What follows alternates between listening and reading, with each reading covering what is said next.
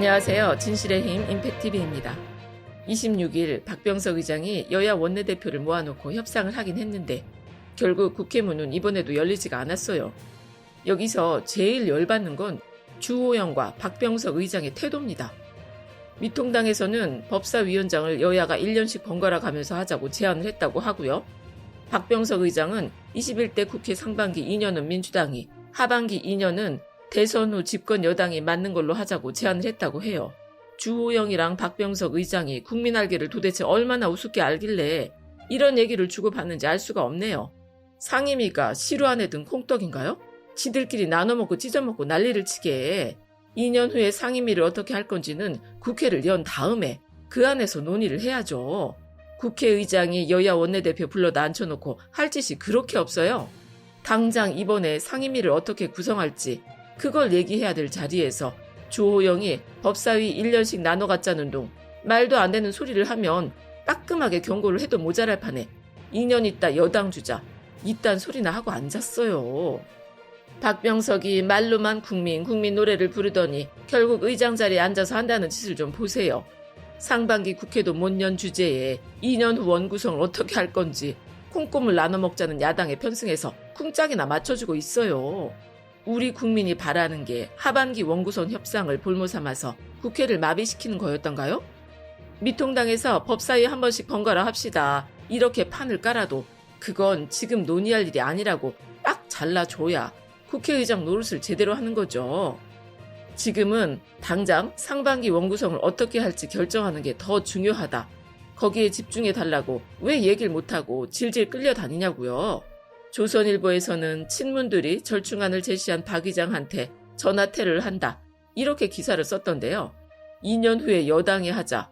이 건 안 자체로는 친문에 나쁠 게 하나도 없어요. 설마 2년 후에 미통당이 여당 될까봐 겁나서 그러겠어요? 도대체 뭐 때문에 우리 국민들이 열받아서 의장한테 전화하고 문자하고 난리를 치겠어요? 국민과 나라는 안중에도 없이 지들끼리 나눠먹게 하려는 꼬라지가 한심해서 그런 것 아닙니까? 협상 기술을 봐도 그래요. 6선씩이나 했다는 국회의장이 의제 설정이 얼마나 중요한지 전혀 파악을 못하고 그 자리에 앉아 있어요. 21대 국회 상반기 원구성 하자고 여야를 불러 모은 것 아닙니까? 그런데 미통당이 하반기 원구성을 끌어다 붙였어요. 그럼 내용이 어떻든 간에 그건 나중 문제라고 딱 잘라서 주제를 좁혀가야죠. 2년 후 여당이 합시다. 이 말이 국회의장 입에서 나오는 순간 상반기 원구성이랑 하반기 원구성이 한데 뒤섞여서 엉망진창이 되는 거예요. 왜 쓸데없이 전선을 확장합니까? 지금도 복잡해 죽겠는데. 이게 박 의장이 여야가 협의할 수 있게 중재하는 요령이에요? 능력이 안 되면 손 털고 일어나세요. 다음부터 국회의장 뽑을 때는 최소한 원내대표나 당대표를 한번 해본 사람한테 맡겨야 할 것 같아요. 협상도 해본 사람이 하는 거지. 이건 뭐 기본도 안 된 사람이 국회의장이랍시고 원내대표들 모아놓고 중간에 껴있으니 그렇게 무능하게 할 것 같으면 그냥 입 꾹 다물고 있는 게 우리 국민들 도와주는 길이죠. 미통당도 지금 하반기 원구성 미끼 던져서 판을 흔들어 보려는 건지 아니면 박병석 의장이 우유부단한 틈을 타서 하반기 법사위를 꿀꺽하려는 수작인지는 모르겠는데 국회 문 열고 국회 안에 들어와서 논의하세요. 그게 우리 국민들한테 대한 최소한의 예의 아닙니까? 그리고 미통당에서 정의연이랑 대북 문제 같은 거 엮어서 국정조사를 7개나 하자고 했더라고요. 국정조사 7개 하려면 국회는 거의 마비된다고 봐야죠. 법사위로 국정 발목 잡기가 안 되니까 이젠 국정조사로 발목을 잡겠다고 하는 것 같은데요. 좋다 이거예요. 국정조사 하고 싶을 수 있죠. 필요성은 사람에 따라 다르게 느끼는 거니까 주장할 수는 있어요. 그런데 국정조사랑 원구성이랑 대체 뭔 상관이 있어요? 원구성 협상하자고 하니까 국정조사 하자는 게 자다가 봉창 두드리는 소리지. 김태년 원내대표가 딱 잘라서 안 된다고 얘기를 했다는데요. 너무 당연한 일이죠. 국정조사 하고 싶으면 국회 원구성 마무리 짓고 나서 국회가 돌아가면 본회의에 상정하면 될 일 아닙니까? 원내대표끼리 협의한다고 끝나는 게 아니에요. 어차피 국정조사 하려면 본회의에 표결을 해야 되잖아요. 이러니까 미통당이 협상 의지가 없다고 하는 거예요. 상관도 없는 거 들고 나와서는 민주당이 야당에서 내민 조건을 하나도 안 들어줬다. 이러려고 하는 거죠. 또 한쪽으로는 정부에 뭐 대단한 비리가 있는 것처럼 몰아가기 이슈로 띄우려는 거고요. 이건 협상을 하자는 태도가 아니죠. 그저 먼 꼬투리라도 잡아서 국회가 제대로 못 굴러가게 만들고 싶은 거잖아요. 제1야당 원내대표라는 사람이 열흘씩이나 자리를 비우고 협상을 질질 끌고 있는데 언론에서 기사 제목 써준 것 좀 보세요. 주호영 사찰 순회 끝내고 10일 만에 복귀. 기왕 나간 김에 아주 팔도유람을 다니시지 왜 사찰 순회만 하고 열흘 만에 돌아오셨을까요? 국회의원 연봉이 1억 5,188만 원에 보좌관이랑 비서진들 월급까지 국비로 지원을 해주잖아요. 그런 거 다 따지면 국회가 하루 동안 쓰는 돈이 1억 2천만 원이라는 거예요. 주호영이 사찰 순례 하느라 허비한 우리 국민의 피 같은 세금이 12억 원이란 거죠. 12억 원 까먹고 돌아와서는 법사위원장 1년씩 나눠서 하자 이딴 소리나 하고 앉았어요. 도대체 뭘 기준으로 1년씩 번갈아 합니까? 원칙도 없고 기준도 없고 그저 나눠 먹기만 머릿속에 들어있기 때문에 나올 수 있는 발상인 거죠. 여기에 국회의장이 장단을 맞추고 있으니 그냥 보고 있자니까 기가 꽉꽉 막히는 것 같아요. 문재인 대통령님이 26일에 국회에서 공수처장 후보를 추천해달라고 박병석 의장한테 공문을 보냈다고 하는데요. 지금 국회 여는 게 며칠 늦어지는 것보다 더 중요한 문제는 국회의장의 태도 아니겠습니까? 미통당이 아주 대놓고 강짜를 부리면서 회방을 놓는데도 국회의장 때문에 진도가 안 나가잖아요.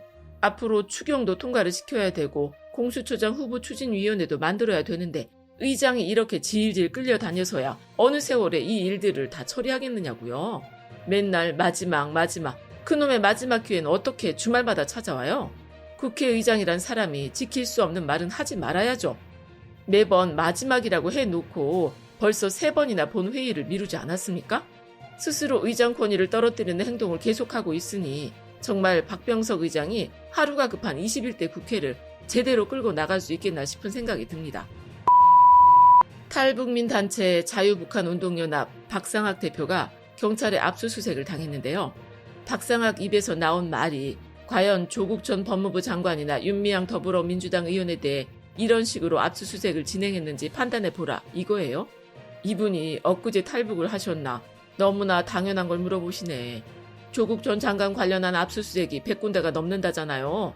사무실 한 군데 이제 겨우 시작한 건데 벌써 그런 소리가 나오면 안 되죠.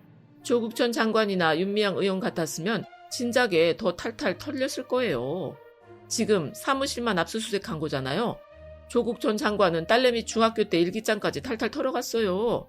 조국 전 장관처럼 털었으면 벌써 박상학이 적화통일의 꿈을 안고 남으로 내려왔다는 혐의로 기소를 당했을지도 모르는 일 아닙니까?